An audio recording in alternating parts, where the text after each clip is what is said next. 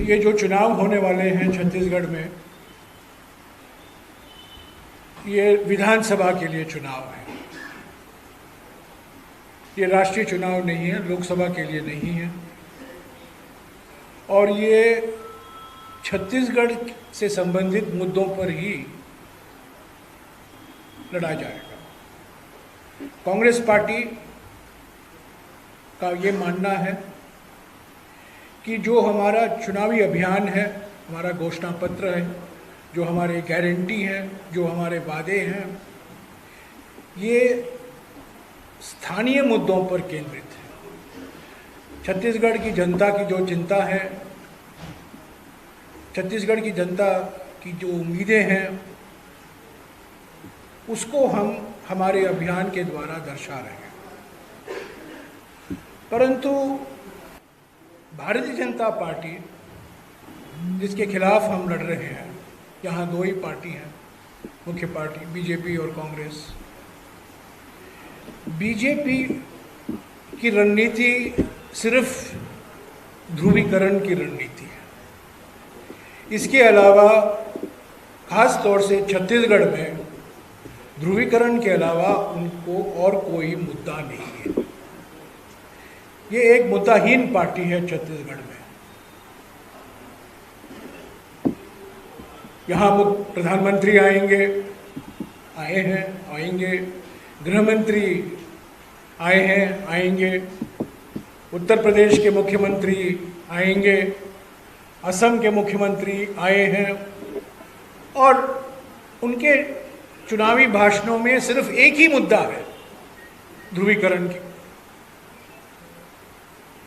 आपको याद होगा 16 तारीख को गृह मंत्री छत्तीसगढ़ आए थे, 18 तारीख को असम के मुख्यमंत्री आए थे, और उनके चुनावी भाषणों के खिलाफ कांग्रेस पार्टी ने चुनाव आयोग को एक मेमोरेंडम भी पेश किया है। हमने शिकायत की, मैं खुद गया था चीफ इलेक्शन कमिश्नर से मिलने, और उन्होंने नोटिस असम के मुख्यमंत्री को दिया है, जो कवर्धा में उनका भाषण था। हालांकि अब तक उन्होंने गृह मंत्री के बारे में कुछ कार्रवाई नहीं की है, पर हम उम्मीद करते हैं कि गृह मंत्री का भाषण भी उनको जो कार्रवाई करनी है वो करेंगे। पर ध्रुवीकरण के अलावा भारतीय जनता पार्टी के पास और कोई मुद्दा नहीं है। और जो दिन बाकी हैं चुनाव के लिए, अभियान के लिए, प्रधानमंत्री, गृह मंत्री, अलग अलग मुख्यमंत्री लोग जो आएंगे, सिर्फ इसी भावना से आएंगे, हम किसी न किसी तरह से ध्रुवीकरण को हम और प्रोत्साहन कैसे दें। हम इसका मुकाबला करेंगे, हम डरते नहीं हैं।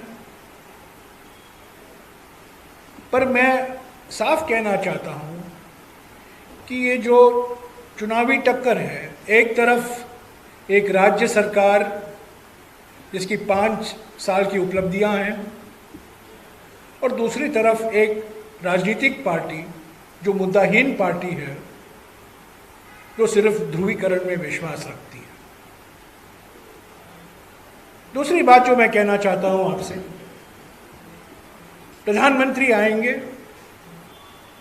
दुनिया भर की बात करेंगे, कांग्रेस पार्टी की आलोचना तो जरूर करेंगे, पर जिस तरीके से हमारे प्रधानमंत्री, मैं पीछे नहीं हटूंगा ये शब्द इस्तेमाल करने से, पार्लियामेंट में ये शब्द मैं नहीं इस्तेमाल कर सकता हूं, पर मैं ज़रूर पत्रकार सम्मेलन में ये कह सकता हूं कि हमारे प्रधानमंत्री गलती से भी सच नहीं कह सकते।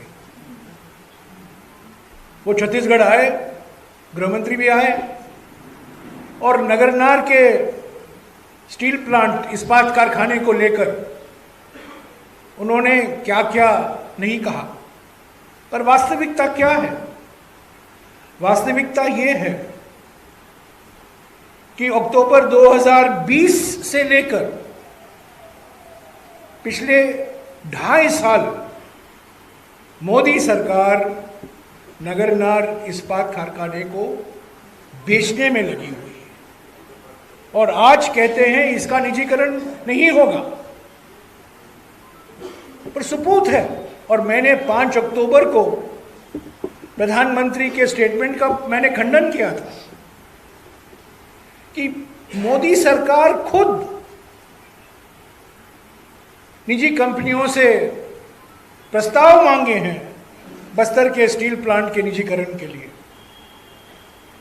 और मैं विश्वास के साथ कह सकता हूं कि आज बस्तर का स्टील प्लांट है, अगर मोदी सरकार को मौका मिले तो भिलाई स्टील प्लांट का भी निजीकरण वो करेंगे।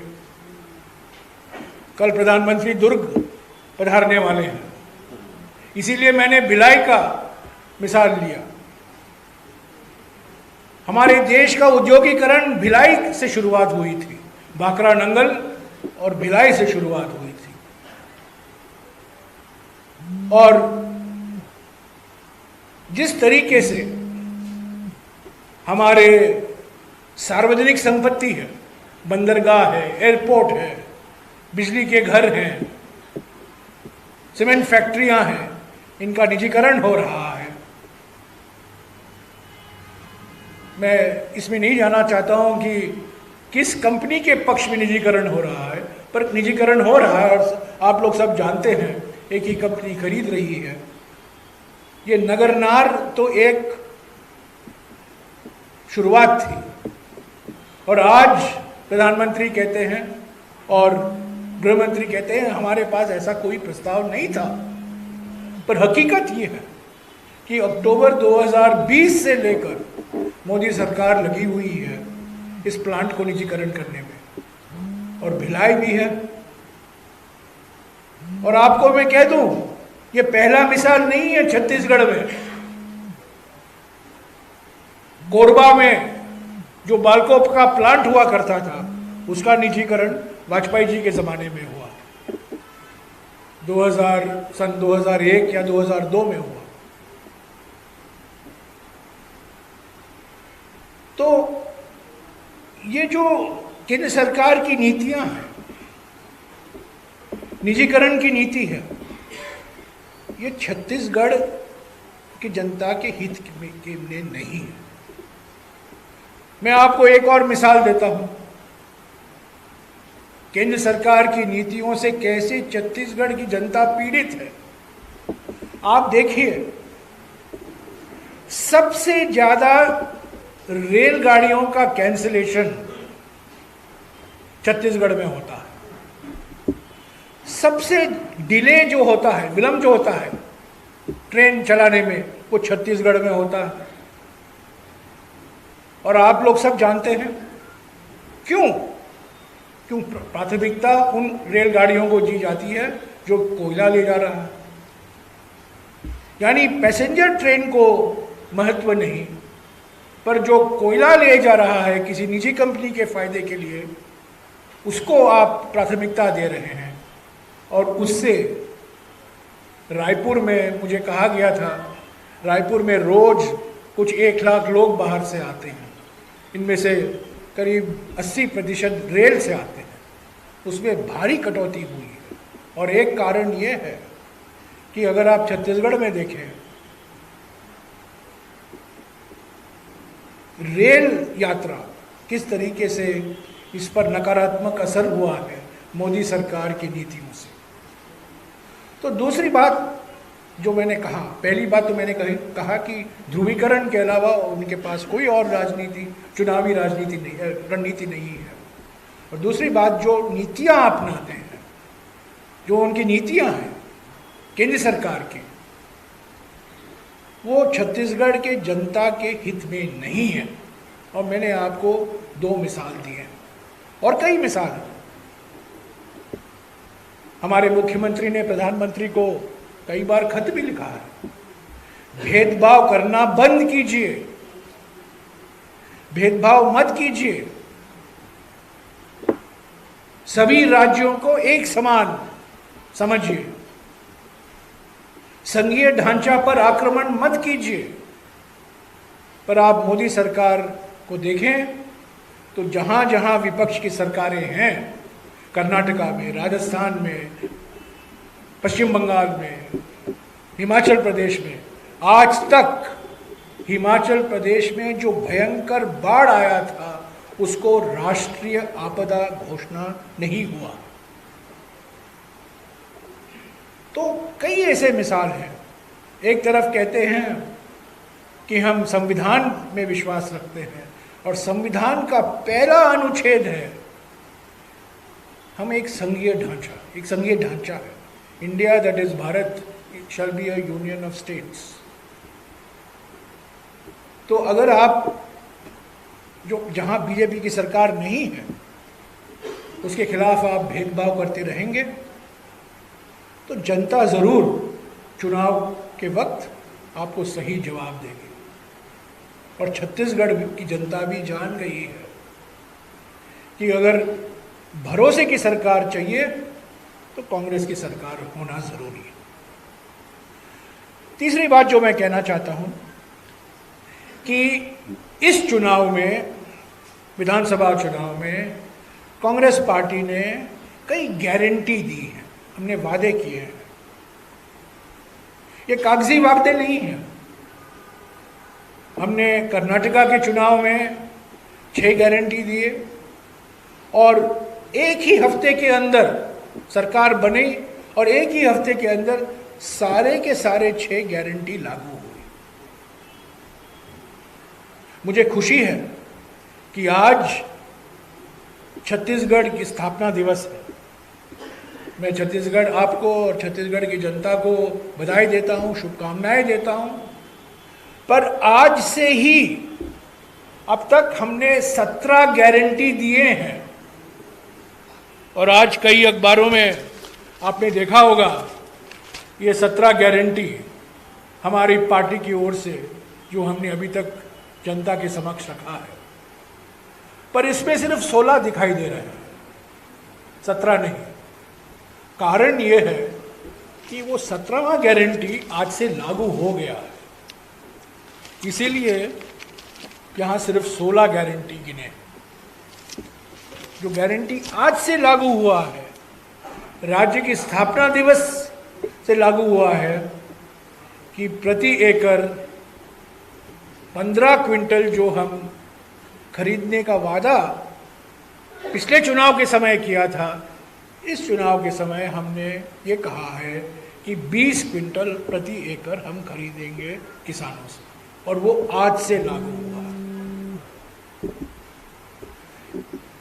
तो स्वास्थ्य के क्षेत्र में, शिक्षा के क्षेत्र में, किसानों के लिए, महिलाओं के लिए, युवाओं के लिए, आदिवासियों के लिए, वंचित वर्गों के लिए हमने ये गारंटी दिए हैं। मैं सब गारंटी नहीं गिनाऊंगा, पर 3 या 4 विशेष गारंटियों का मैं जिक्र करूंगा।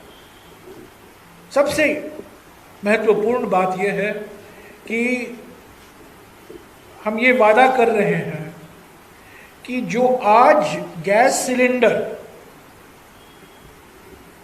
979 रुपया है प्रत्येक गैस सिलेंडर, 500 रुपया घटाया जाएगा और वो 500 रुपया सीधा महिला के खाते में दिया जाएगा, यानी कि 489 होगा 989 की तुलना में। और हमारे देश में सबसे कम दाम एलपीजी सिलेंडर छत्तीसगढ़ में होगा। दूसरी बात, हमारे देश में कोई राज्य नहीं है जहां केजी से लेकर पीजी तक निःशुल्क शिक्षा उपलब्ध। इंजीनियरिंग, मेडिकल कॉलेज, यानी ये सरकारी शिक्षा संस्थाएं हैं। केजी से लेकर पीजी तक शिक्षा को निःशुल्क बनाना मैं समझता हूं न केवल प्रगतिशील कदम है, पर एक क्रांतिकारी कदम है और ये युवाओं के लिए बहुत फायदेमंद होगा। तीसरी बात बहुत महत्वपूर्ण और खास तौर से छत्तीसगढ़ के लिए विशेष मायने रखता है। अभी अभी केंद्र सरकार की ओर से घोषणा की गई थी कि 2023-24 के लिए धान का एमएसपी जो है 2200 रुपया प्रति क्विंटल होगा। पर हमारा गारंटी है कि धान की खरीद छत्तीसगढ़ में 2800 रुपया प्रति क्विंटल के आधार पर ही किया जाएगा। यानी कि जो 600 रुपया ज़्यादा होगा, जो 2200 केंद्र सरकार से घोषित किया गया है, गारंटी हम दे रहे हैं कि छत्तीसगढ़ में 2800 रुपया क्विंटल खरीदा जाएगा। अगर आप मध्य प्रदेश की तुलना करें, उत्तर प्रदेश की तुलना करें, हमारे दो वरिष्ठ साथी यहाँ बैठे हुए हैं, उत्तर प्रदेश के जाने माने नेता हैं, वो आपको बताएंगे कि उत्तर प्रदेश में जो धान की खरीद होती है मुश्किल से 1500 या 1600 रुपया प्रति क्विंटल पर खरीद होता है। उसकी तुलना में हम ये वादा कर रहे हैं पिछले 5 साल के अनुभव के आधार पर कि जो 2200 रुपया प्रति क्विंटल एमएसपी की घोषणा की गई है केंद्र सरकार की ओर से, कांग्रेस की सरकार छत्तीसगढ़ में 2800 रुपया प्रति क्विंटल के आधार पर ही धान का खरीद करेगी। आखिरी मिसाल मैं जो लूंगा हमारे वादे से संबंधित, वो स्वास्थ्य के क्षेत्र में। कोविड के बारे में सभी को चिंता हो गई है और हमने ये वादा किया है, ये गारंटी दिया है कि जो बीपीएल परिवार हैं, जो 5 लाख रुपया तक जो मुफ्त इलाज का प्रावधान है, उसको 10 लाख रुपया किया जाएगा। और जो गैर बीपीएल परिवार हैं, जिनके लिए अभी सीमा 50,000 है, उसको भी 5 लाख रुपया किया जाएगा। तो इस तरीके से स्वास्थ्य के लिए मैं समझता हूँ ये बहुत महत्वपूर्ण वादा हमने जो किया है। ऐसे तो बहुत, जैसा कि मैंने कहा, यहाँ 16 ऐसे गारंटी आज प्रकाशित हुए हैं। आदिवासियों के लिए, दलितों के लिए राहुल जी ने बार बार, कल भी उन्होंने प्रेस वार्ता में कहा कि जातीय जनगणना ज़रूर कांग्रेस सरकार करवाएगी। तो मैं सारे गारंटियों को मैं दोहराऊंगा नहीं, पर मैंने आपको 3-4 ऐसे मिसाल दिए हैं जो प्रगतिशील और क्रांतिकारी कदम है कांग्रेस पार्टी की ओर से। अंत में यही कहूँगा कि अगर आप, जो हमने वादा किया था 2013 में, वादा करना काफ़ी आसान चीज़ है पर वादा पूरा करना मुश्किल है, पर 2013 में जो हमने वादे किए थे, और अगर आप मुझे पूछें उनमें से कितने वादे आपने पूरे किए, मैं कहूँगा 98% वादे हमने पूरे किए। शराबबंदी को हटाकर ज़्यादातर 98% वादे हमने पूरे किए हैं। और शराब के बारे में भी मैं ये कहूँगा कि रमन सिंह सरकार के समय छत्तीसगढ़ पहले नंबर पर था शराब के कंजम्पशन में, और आज 18वें नंबर पर है। वो भी एक बड़ी उपलब्धि है। तो इस 2013 में जो हमने वादे किए थे, एक बहुत बड़ा वादा हमने किया था कर्ज माफी, और लोगों ने पूछा अब कैसे करोगे, पर हमने कर दिखाया। और वही वादा हम कर रहे हैं 2018 में भी। तो जो हम वादे गारंटी दे रहे हैं वो हमारे अनुभव के आधार पर दे रहे हैं, हमने कर दिखाया है, और पूरी पारदर्शिता से आप देख सकते हैं क्या ये वादे पूरे हुए हैं या नहीं। तो साथियों, ये चुनाव आते हैं, चुनाव लोग जीतते हैं, लोग हारते हैं, पार्टियां बदलती हैं, पर हमें पूरा विश्वास है कि पिछले 5 साल के अनुभव के आधार पर कांग्रेस पार्टी को जनादेश फिर से मिलेगा, स्पष्ट जनादेश मिलेगा। और ये जो विभाजनकारी विचारधारा है, ध्रुवीकरण की विचारधारा है, वो जनता इसको स्वीकारेगी नहीं। छत्तीसगढ़ की जनता इसको स्वीकारेगी नहीं। सामाजिक सद्भावना को बिगाड़ने में जो विचारधारा ओवर टाइम काम करती है, उत्तर प्रदेश हो या राजस्थान हो, अभी मिसाल में आपको देखने को मिल रहा है मणिपुर में क्या हो रहा है। मणिपुर में जो हो रहा है वो सिर्फ विभाजनकारी राजनीति के कारण हो रहा है। तो मुझे पूरा विश्वास है कि कांग्रेस पार्टी को स्पष्ट बहुमत, स्पष्ट जनादेश मिलेगा। 5 साल और कांग्रेस सरकार को एक मौका मिलेगा और जो हमने गारंटी दिए हैं, जो वादे दिए हैं हमारे नेताओं ने, कांग्रेस अध्यक्ष ने, राहुल जी ने, प्रियंका जी ने, वो पूरे होंगे। और छत्तीसगढ़ की महिलाएं, छत्तीसगढ़ के युवा, छत्तीसगढ़ के आदिवासी, छत्तीसगढ़ के पिछड़े वर्ग, दलित, अल्पसंख्यक, सब सामाजिक सद्भावना को हम बरकरार रखेंगे। पर साथ ही साथ शिक्षा, स्वास्थ्य, कृषि में जो हमें कदम लेने हैं, जिसका मैंने संक्षिप्त में आपको विवरण दिया है, उसको हम पूरा करेंगे। शुक्रिया।